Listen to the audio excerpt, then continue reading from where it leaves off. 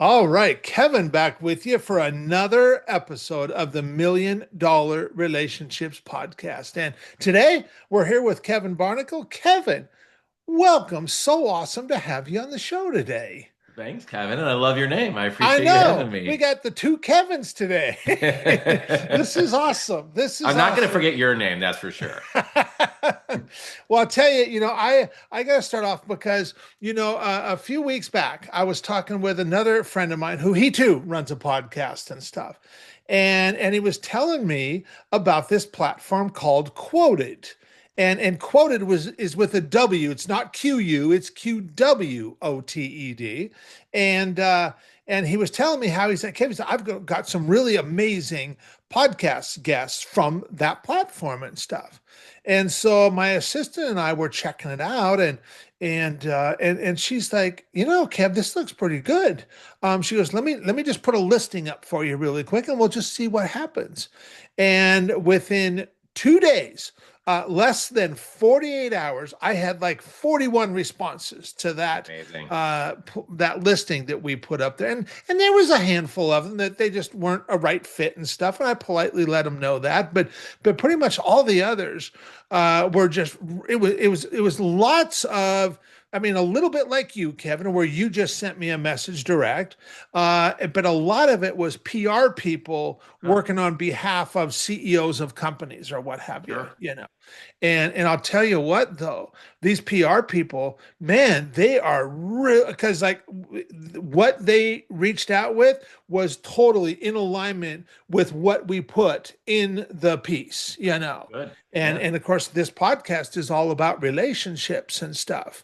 And we talk with entrepreneurs about their most valuable relationships, and I really appreciate. So yeah, it's been a really amazing experience with that platform. We did get such a response that I shut it down so we could just take a breather and just have the experience now, and then we'll probably go back later in another month or so and put another listing up. But you and I met through Yeah. that platform, and we got to have a conversation and get to know each other a little bit, and I'm like, oh yeah, Kev, I am definitely up for interviewing you for the podcast. Oh, thank you so much. I think Quoted should pay you like a sponsorship for this nice advertisement. But yeah, same thing for me.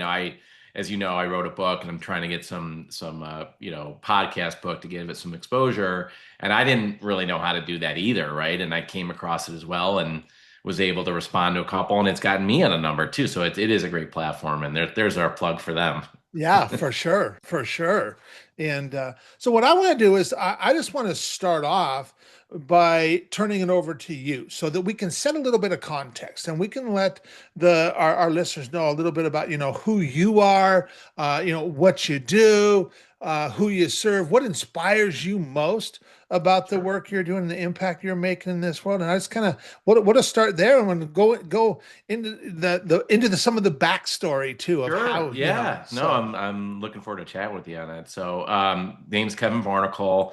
I was the founder and CEO of a company called Control. So we were in the legal technology space. So essentially, we would help customers if they had a lawsuit or some sort of kind of investigation, find electronic documents in their environments. We had a software. We had folks that would kind of help them do that. okay. And I had started in that space as a salesperson at a big Fortune 500 company, EMC. And I was like their number one sales guy. And I kept hearing all the customer complaints about, the software's not doing this. I want it to do this. The people I'm working with are not great, blah, blah, blah, blah. So I essentially saw it as an opportunity like, hey, there's a business here to help these customers. And it was like one after the other after the other. And there wasn't a lot of companies really helping them out. So, anyways, I decided with really no prior experience of running a company, not even a business degree, to go ahead and make the leap into full-time entrepreneurship. And I had always been passionate about entrepreneurship, and I'd kind of done some side hustles, but never anything full-time. Like I had some rental properties and things, and we'll get into it at some point. But about where relationships come into this, because I was really fortunate enough to meet what wound up becoming my mentor, and that kind of changed my life. And I know we'll talk about that. But essentially, long story short, started the company. It grew really quickly. Within middle of year six, we had a lot of interest of companies wanting to purchase the company. I hadn't really considered it, but so many companies had interest. I kind of went and went through a process, and we did wind up selling 70% to a large organization, and then we merged. And then 3.5 years later, I had a deal with them that in between year 3 and 5 that I would sell the rest of the company, and then I would kind of go on my merry way, and then they would own 100% of the company. And I know one of the big reasons why we decided to chat, where it might make sense for your listeners to have me on, is ever since then I was 45 years old, and my dream was to retire early so I could pursue passion projects and really to take control of my life. And I actually named my company Control for that very reason. And I did that. I was able to successfully accomplish that. And now I'm really passionate about, in my own personal life, obviously my hobbies and spending time with my family and travel and spending time with friends, but also, really entrepreneurship was just an amazing, amazing path to just life for me, not even business, but just the way that it impacted my life while I was running the company. Now that I sold the company, that I'm able to do whatever essentially I want on a daily basis at a young age, and with still children, 3 children underneath my roof. It's been just a tremendous blessing and something that I want for others. So now I've kind of turned my focus into how can I help other young entrepreneurs deal with the challenges, right? Because there's a lot of challenges with running a company and deal with the stressors. And hopefully they can lean on my experience, and learn something from that will help them. I really get excited about helping people. So that's why I decided to write a book. It's called The Blueprint, Starting a Successful Business. And I know we had chatted about it, but I read a lot. I read about 100 to 200 books a year. And even last week I read 4 books. I just read a lot. And I read a ton of business books when I started the company, and I knew, what was missing and what was impactful and what wasn't. And I really thought maybe writing a book would be a platform that I could help, share my experience and what was missing. So anyways, I put it out late last year, and it's doing incredibly well and was up for a couple of awards. So yeah, that's how we kind of got to meet, and here I am. And yeah, so I'm 48. I've been retired for 3 years from anything full time, and just loving life. It's been an Yeah. amazing experience, and I just very passionate about entrepreneurship. Wow. And in between the first conversation that we had and now doing this interview here today, I went and looked your book up on Amazon, and I was like absolutely blown away. I don't remember the exact number of reviews that you have, but it was over 500. I know that. And I noticed that like none of them were 1 or 2 star reviews, not one. And Yeah. I mean, that is quite a feat in and of itself, right Thank there. you. No, I'm really proud of it. And I do feel like I was in a unique position, right? Because, like I said, I had read so many books, so I kind of knew what was missing. And I like to think I have a pretty good sense of humor. I mean, the listeners will see if I they can be the judge of that. But I brought a lot of humor into it as well, and try to make it consumable for anybody, not just, some like really, dry, written by an academic. Like those things didn't resonate with me. So I think that's, if you read the reviews, I read every single one of them. It's a lot of that. It Yeah. feels like they're like, this feels like you're sitting down with a buddy having dinner, and he's funny, and there's some salty language in there. So some of the not so great reviews, even the 4 stars, like this is great, but I don't know about the language in some of it. I did that for kind of point of emphasis. It's not like I'm dropping a ton of swears in it, but there's, I try to make it relatable, and because that's who I am as a human being. I don't Yeah. pretend to be some brilliant guy or anything. I was just a guy who took a chance and worked really hard, and now set myself up for life. And I think that's why I wrote the book. It's like, look, this is not for mostly, I don't know about yourself, but like I met all these, I always thought entrepreneurs like brilliant and oh my God, they have to have all these advanced degrees to run a company. And then I met a lot of them, like they're not, they're the same as me, Yeah. and half of them are just winging it. Yeah. So, I think that's what I try to do, is knock down some of those barriers that people have to go from like entrepreneur to actually being an entrepreneur, right? So that Yeah. was the goal of the book. Yeah. I love what you just said because I have got to interview a lot of these kinds of entrepreneurs for this podcast. Sure. And I mean, I think of like, this guy I interviewed not too long ago that he built his company up to, they were doing 170 million, and I don't know what he sold the company for, but more than that. And Sure. and what I do know is like what you just said. We are all doing the best we can with what Yeah. we got.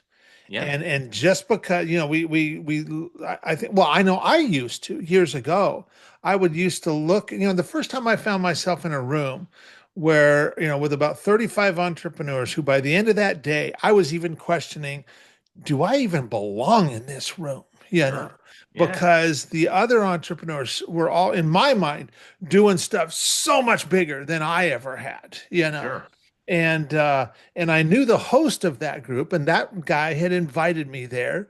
And I did have a conversation. I said, "Are you sure about this?" and so, but and so I kind of used to put these entrepreneurs on this pedestal until you really just start having really heart-to-heart conversations with them, Yeah.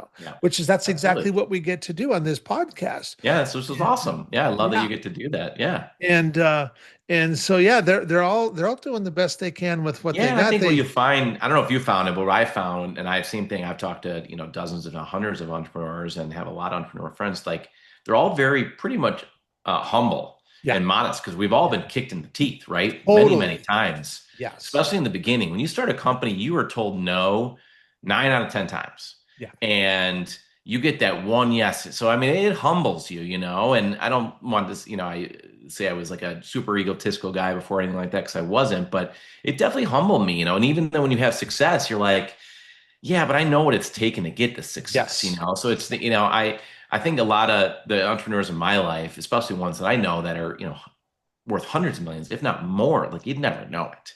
It's some of these like high executives at companies that they think their crap don't stink or whatever, like those, but they're not entrepreneurs. It's very, Yeah. very different being a high functioning executive versus an entrepreneur. And I don't know. That's why I love entrepreneurs and I encourage people being entrepreneurs. My kids, my wife's an entrepreneur. It's just a great way to live. It's a challenging job, but every job's hard. So Yeah. why not Yeah. take one that you get the rewards out of it, That's right. And I That's think it's right. a lot less risky being an entrepreneur than having a full 9 to 5. I truly believe that. Yeah. Totally. Totally. You bet. You bet.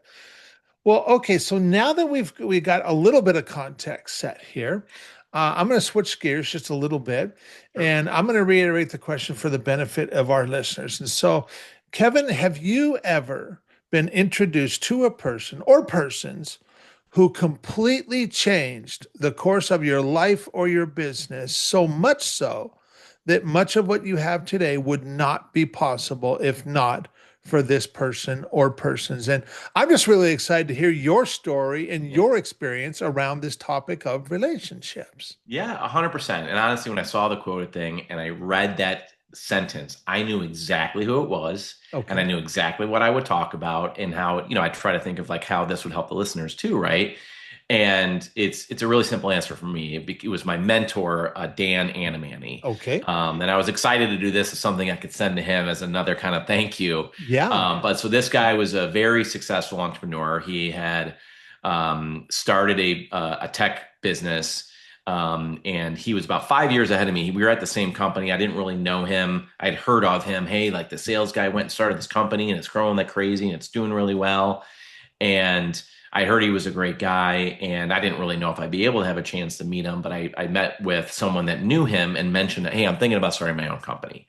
And he said, look, you got to meet with Dan. You got to like sit down and talk with Dan. And for me, where I was at in my life was I was, at a sales job. I was doing very well. I had won like salesman of the year and all these kind of awards multiple times. But they had kind of changed my job. Like the first 5, 6 years, it was kind of I was doing selling to a certain set of customers, and then my 6th year, they completely changed it, and I had to Okay. basically start over from scratch, and I was really frustrated. So, anyways, I considered doing it, but I was young. I was like 33 years old. I had 2 kids. My wife wasn't working. It seemed like a big risk, and all the bills coming in, and so, anyways, I got an opportunity to have this conversation with this guy named Dan Anamani. And I sat down with him and I said, hey, and I talk a lot about this in my book. He's a big part of my book, and said, hey, I'm thinking about starting a company. I don't really know what I'm doing. I was hoping I could just kind of like tell you what I'm thinking about doing because we were kind of like going to be in similar businesses, like not competitive. And he said, sure, great. So for a few minutes, I was just kind of saying, hey, this is what I'm thinking. And, he's asking questions. At the end, he looks at me and he goes, you need to start this business tomorrow. And I was like, excuse me? Like, hold on, man. I haven't figured it all out yet. Like, I'm still, because I wasn't sure and I had a lot of fear, as most Hmm. entrepreneurs do, right? It's Yeah. about taking a foot off that ledge, especially for ones like myself that were, in a high paying job, but like had kids and like it was all on me. So, anyways, over, the next several months, I met with him 4 to 5 times, and this is a guy that's running a company that and now is in the billions, right? Like a very successful company, and it was right thousands of employees. And here he is taking the time to meet with me, just some guy he barely even knows, just an amazing human being. So over the next several months, he was giving me, and I talk all about this in the book, but he gave me all these things to do. He's Okay. like, okay, go and write a business plan and do it just for your own benefit, even if you don't aren't going to look for investment and do all these kind of things. And I did all of them, and he was right. It really helped me get kind of past the fear. And then I made the leap. He was very proud of me. I was proud of myself that my company starts growing quickly. And then I run into all the challenges of running a company that, a lot, I'm sure listeners do too, right? It's, the stresses of it, it's growing so fast, it's kind of hard to deal with. I'm working so much. My marriage is, not doing as well because I'm not around, all these things. And I would call him and, he would, in some things I'd feel almost guilty about, calling him about because I didn't want to bother him. He's Hmm. also busy. But I would sit there and like stew on things for weeks, right? Before I would call him, like, I need a couple minutes. And I'd text him and we'd talk late at night or early in the morning, whatever was convenient for him. And I would say, here's what I'm dealing with. And he would go, just do this. And he was right, like every single time. And I'm like, Wow. this is ridiculous. How like I'm actually kind of annoyed that it's this easy for you. And he used an analogy, which I loved, and I talk about in the book, where he said, running a business is like playing a video game, right? The first couple times, you're going to go around the corner and you're not going to see that sniper and he's going to shoot you and you're going to die. But the next time you play the game, you're going to know that sniper's there. So you're Mhm. going to turn and then you're going to wait and then you're going to shoot him. So he's like, it's all it is. He's like, I've been playing the video game longer than you have. And he's like, so what I would say to any of the listeners is try to find yourself a mentor, right? Because he had played the video game before me and he knew what to look for. And he also knew me. This wasn't something I was listening to a podcast or a book. I got a one-on-one relationship with him.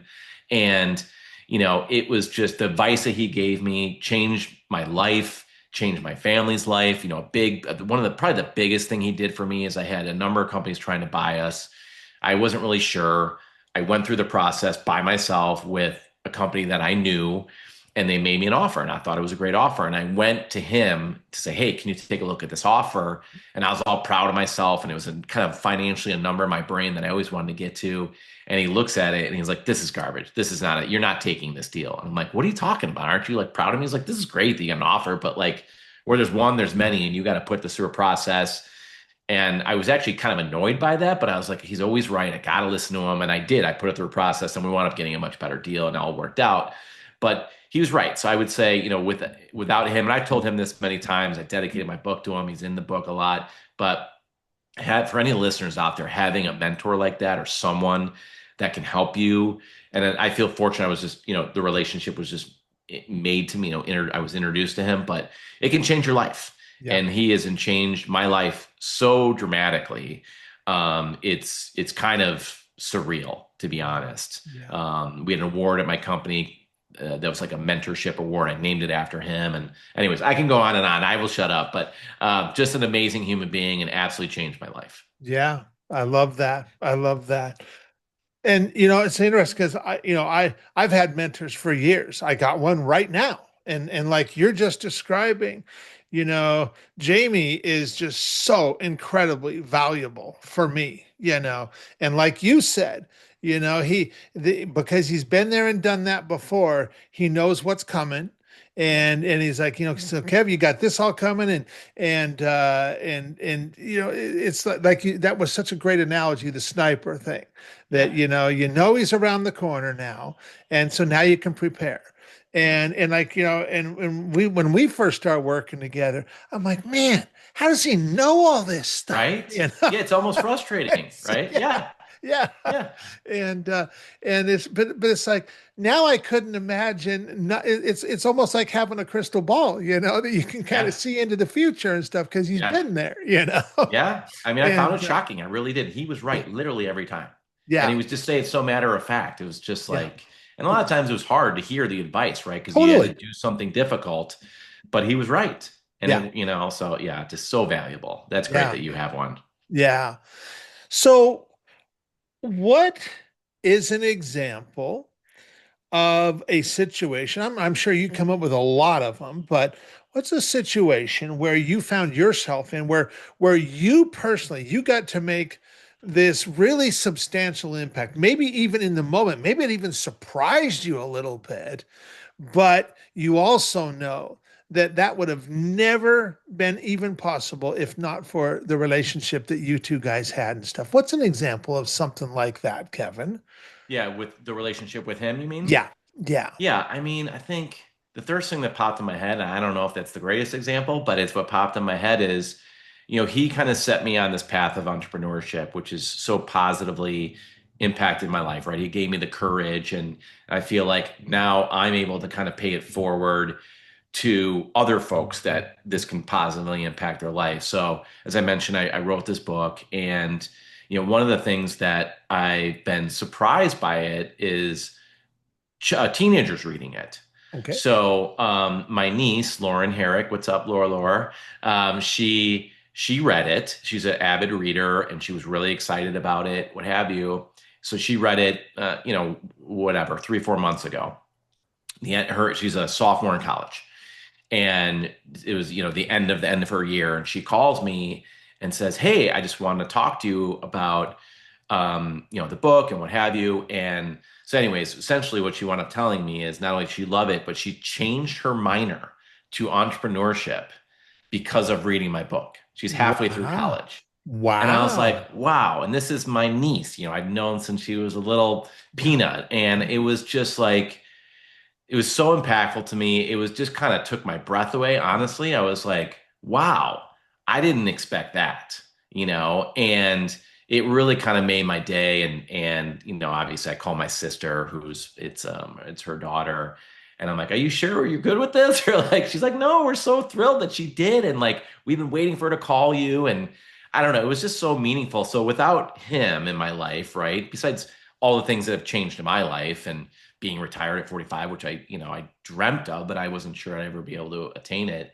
Here I am impacting other folks to go on their path. And what she does with that, who knows? But I told her, and I talk about in the book, like even if you do it and fail, you'll learn so much about business and you'll be so set up for whatever success going forward by taking that leap and taking that risk and showing that own confidence in yourself. So that for myself was just worth it alone, let alone, I've received some really nice emails from people about the book saying, hey, me and my brother are thinking about starting a company now because of this book. And thank you so much. And buddy of mine did the same thing. He's like, can I take you out to lunch? I just want to say thank you for writing this book. It's kind of giving me the courage. And like those things, they're genuine, they're Yeah. not, Yeah. and that's what I care about. I don't care about making money on the book. I don't. It was about helping people. And I do think that entrepreneurship is this beautiful thing that you can do and contribute back to the world. So without that relationship with him, I never do it. I don't have the courage to write a book about it. And then I don't impact her life, right? So it's all these kind of things, Yeah. and it's not only her, right? It's other people, including another local teenager who he was already kind of on the path of entrepreneurship, but just the feedback has been tremendous and so rewarding. So that's what popped in my head. I don't know if it's the greatest That's response, but awesome. That's yeah, awesome. And and that's the stuff that just makes us feel so dang good, like it was all worthwhile, yeah, yeah, And I know, yeah, I totally get it. And and it's like that's what we want is yeah. we just want to know that we're making an impact in this world. Right. Yeah. That's Find what it better than leave it better than you found it. yeah, Right. yeah, Yeah. yeah, yeah. So, I really want to thank you for taking the time to have this conversation. And I want to make sure. I mean, well, I already found the Amazon link to your book, and Sure. so we Yeah. included that with the show notes already and stuff. And so, but in any other, I mean, is there any other resources that you want to make sure that we Yeah, share? no, that's it. That's it. Okay. Like I said, I've been retired and just really trying to give back. And I think the easiest way for me to do it at scale would be to write a book and get that out there. And if people read it and have any questions, please feel free to ping me. The whole idea was to help people. I'm happy to, share any other lessons or help you on your way. So anything I can do to help people in entrepreneurship, I would love to. Yeah, that's awesome. That's awesome. So we'll include we've got your Facebook profile link, we've got your LinkedIn link, so we'll include those Perfect. with the show notes and Yeah. stuff. And any last thing you feel led to share, Kevin, before we call it a Yeah, wrap? I've done a couple other podcasts, and it's funny because that's usually the last question, and I do feel like I have something to say. So I'm a big proponent of mental health, especially with entrepreneurs, because I know I struggled with it myself, and I understand the stressors, and it's real. I feel like entrepreneurs are the only people that will get what other entrepreneurs are dealing with. Yeah. So what I would encourage any of the listeners that are entrepreneurs is really to seek out mental health if you're not already. So like, another big relationship in my life was, mental therapist that I would see every 2 weeks when I was running the company and getting out some of my frustrations and helping me with work-life balance and all of those things. Very big proponent of meditation. I've been doing meditation twice a day for 10 years. That was all because I was all the stresses dealing with the company and those two things really made me a better business person, husband, father, friend. So that's what I would just say to other entrepreneurs is especially the men, because males have still a little bit of a stigma around it is, I get how hard it is. Seek those things out. I promise you they will help you. And it's not, a lot of these sessions are not woe is me and talking about mommy problems. It's really giving you tools and tactics. So Yeah. that's something that I always like to promote on Entrepreneur Based Podcast, just because I know how much it helped me. Totally, totally. Yeah. And I think, yeah, you're right that a lot of entrepreneurs don't really have that circle where they can just share what they need to talk about and stuff. Yep. And Yeah, and they end up carrying stuff around on just their own shoulders and not sharing it with anybody because they feel like they have nobody to do that absolutely. with, Yeah. Or if like it's a weakness, which it's not, Yeah. right? Yeah. Or taking Yeah. or relying on your spouse too much, like that's a challenge too. Like there's other people that can give you a non-biased approach and look. Yeah. So yeah, Yeah. Yeah. I would highly encourage people to seek it out. Absolutely. Absolutely. Well, the goal for this has always been, that I've always wanted to just use these interviews. I want to be able to, give you the opportunity as a guest to just be able to, Yeah, thank you. share your story and honor somebody who's had such a profound impact on your life. And on the other side, for our listeners, I just want these stories to just be able to just inspire them to place an Yeah, hope intentional so. focus on creating more real, meaningful, rewarding, and profitable relationships in their own life. And Kevin, with your help, we definitely delivered on that today. Cool. That And was so I my want to goal. thank you for that. Yeah, And thank you for the opportunity. absolutely. Well, thanks again.